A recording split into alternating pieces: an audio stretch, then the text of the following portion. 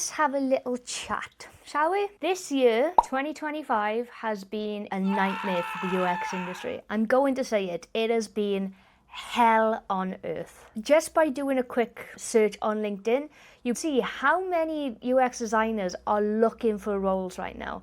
It is an insane industry.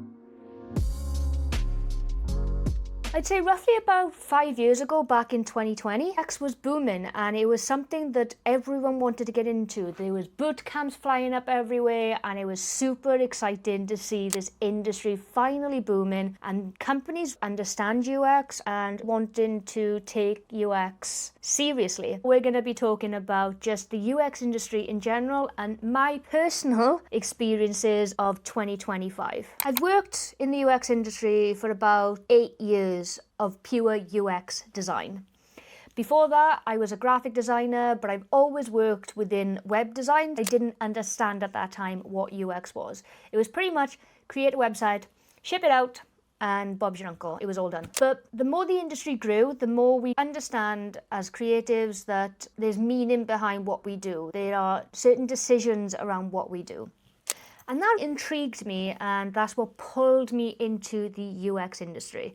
You could do it by just dropping into a boot camp, learning it online, picking it up in university, or literally just knowing people within the industry, and people would take a bet on you and you'd just slot straight in. Now, it is definitely a cutthroat industry. With the boom of AI, and personally, I love AI, so I'm not going to bash it and say that's the reason why our industry is up in the air, but what companies are not understanding right now, UX has changed. We expect things fast. To the point. Companies who have spent years building their reputation on time and materials are now really affected by the way that the UX industry is working when people want things rapid, fast, to the point, MVP, get it out there. Why have I got to pay a lot of money when Joseph over here can just do it pretty quickly? And that's what the industry is currently facing. That has led to the industry lose a lot of talented designers. People are going elsewhere with their business, are maybe hiring in-house a bit more. I've worked for an agency for a pretty long time and I've had first-hand experience of seeing this happen. A few months ago,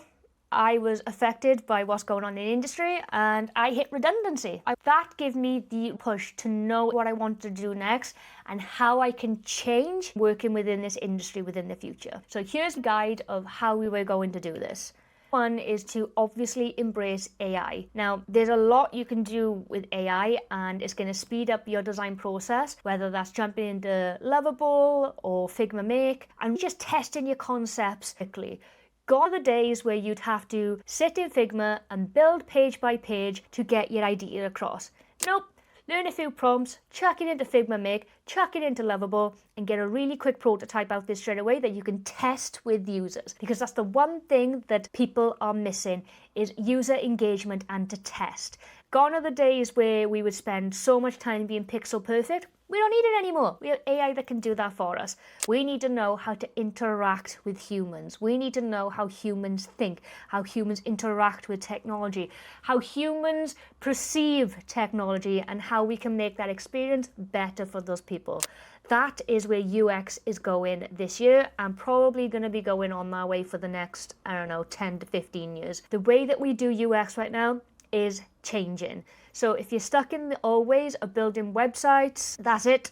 You're probably going to end your career here. If you want to succeed in this, really take in AI, take in user research and understand data that comes with it. Use all that knowledge, the tools that are available to put ideas in front of users quickly. If you want to survive in this industry, you need to prove value to companies that you can do that.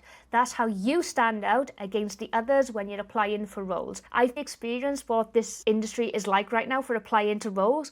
And even with 11 years experience, I was just getting flat out rejections without any reason to why I was being rejected. Make sure your portfolio is up to date. Show numbers, values, and make simple and easy to follow, because if you fail at the first hurdle of your portfolio, you're already out. If a recruiter or a hiring manager can't even get to your case studies easy or can't find any information about you, you've already failed user experience. So you need to make sure that that experience is as streamlined as possible. It's all about getting over that first hurdle. Once you've passed the screeners, everything else is pretty much a home run, as long as you know exactly what you're doing, how you can prove what you're doing, and how you can bring value to a company. And that's it for this video. If you have any questions or concerns, please let me know in the comments. If you want to know more about my redundancy process, there is a link over on my Instagram where I talk about it. But I may actually do a video here, so keep an eye out for that if you just want to know what it's like to be made redundant and then hitting the job market and what you can do to secure yourself. Until next time.